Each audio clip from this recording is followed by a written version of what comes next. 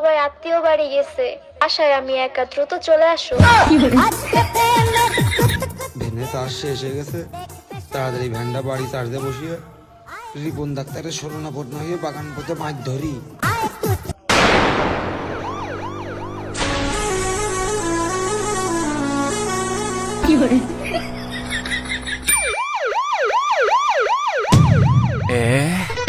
আজ রাইতে তোমার আমার খেলা ফাইনাল, খেলতে গিয়া যদি না ভাঙি যৌবনে নদীতে আমার আইলো নতুন পানি, কেমন করে সাঁতার দিব সাঁতার নাই জানি, যৌবনের নদীতে